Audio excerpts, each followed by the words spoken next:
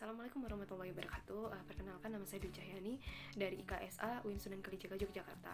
Di sini saya akan sedikit memaparkan tentang gerakan sosial kontemporer yang pertama, atau yang biasa disebut dengan structural strength theory, di mana teori ini merupakan teori pertama yang dikategorikan sebagai teori gerakan sosial kontemporer yang pendekatannya itu masih menggunakan pendekatan psikologi, walaupun pendekatan makronya itu lebih kelihatan gitu.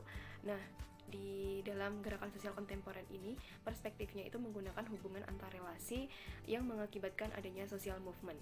Kemudian, sistem sosial ini merupakan akibat dari adanya ketidaknyamanan psikologi dalam manusia yang mendorong adanya gerakan sosial. Kemudian dalam gerakan sosial kontemporer yang pertama ini terdapat 3 latar belakang, yaitu yang pertama adalah aktivitas utama dari gerakan sosial ini adalah memotivasi adanya mobilisasi research atau sumber daya yang dibutuhkan. Nah, di dalam latar belakang yang pertama ini terdapat unsur 5M, yaitu man, machine, method, money, dan juga material. Kemudian yang latar belakang yang kedua itu adalah mengenai bentuk organisasi dan juga strategi-strategi penggalangan sumber daya.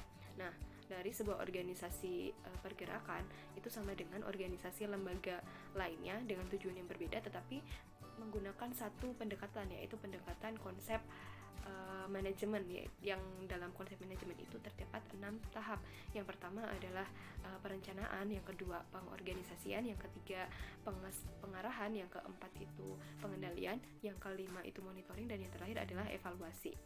Kemudian latar belakang yang ketiga itu adalah fenomena perilaku kolektif, kerombolan, kelompok, kerumunan, dan juga mobilisasi dengan teknologi yang berhubungan dengan gerakan kemasyarakatan yang merupakan unsur yang disengaja, yang merupakan taktik atau strategi dari perlawanan tersebut. Kemudian structural strength theory ini itu merupakan konsep pemikiran yang mencetuskan hubungan sebab akibat yang linear, yang menganggap bahwa ketegangan struktural ini itu mengakibatkan ketidaknyamanan psikologi, kemudian mendorong adanya tindakan kolektif atau gerakan sosial itu. Kemudian lanjut ke dalam teori fungsionalis psikososial, di mana structural strength theory ini dipengaruhi oleh teori fungsionalisme atau sosiologi sebagai penyebab dari adanya ketegangan struktural, kemudian yang menyebabkan adanya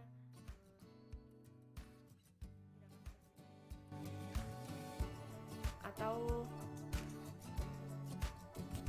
menyebabkan adanya civil society action atau gerakan sosial itu sendiri. Nah, selanjutnya itu ada unsur masyarakat, di mana masyarakat tersendiri itu merupakan bagian dari lingkungan besar dan juga akan mempengaruhi karena adanya keterkaitan. Kemudian dalam masyarakat tersendiri itu ada 4 subsistem, di mana 4 subsistem itu saling mempengaruhi karena adanya keterkaitan, tetapi memiliki fungsi yang berbeda-beda. Jadi tiap subsistem itu memiliki fungsi masing-masing.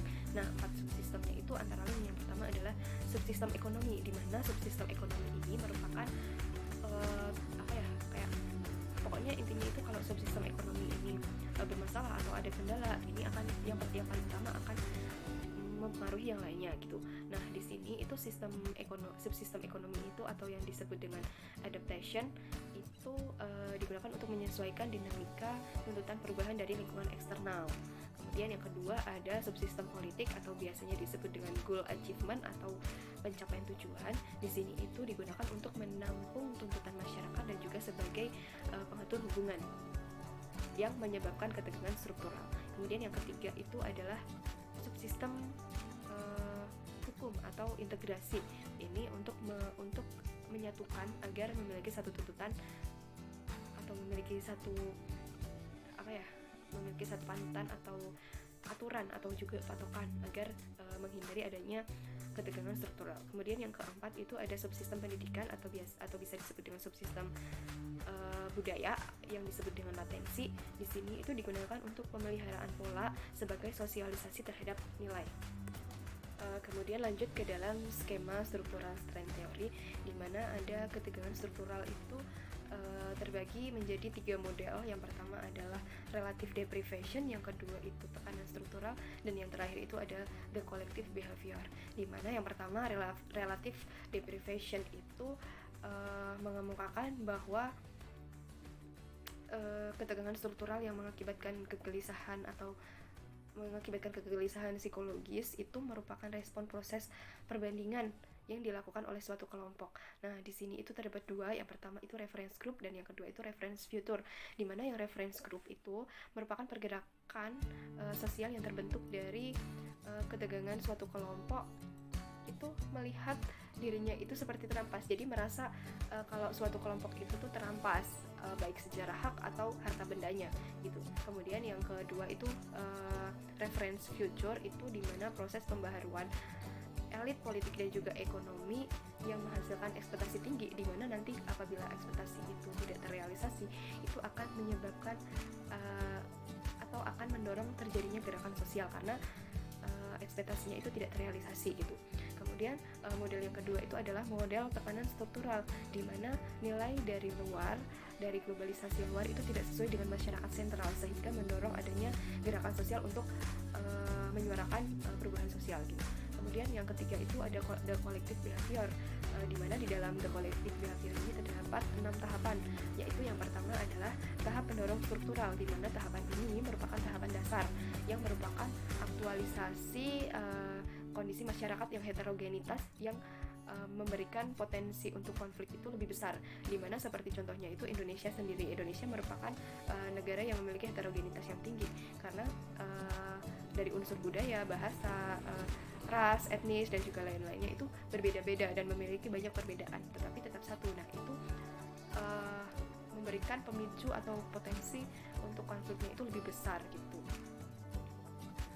Dan tahapan pertama itu tadi itu adalah untuk meminimalisir adanya konflik itu intinya. Kemudian yang kedua itu ada ketegangan struktural yang diciptakan karena kondisi ketegangan.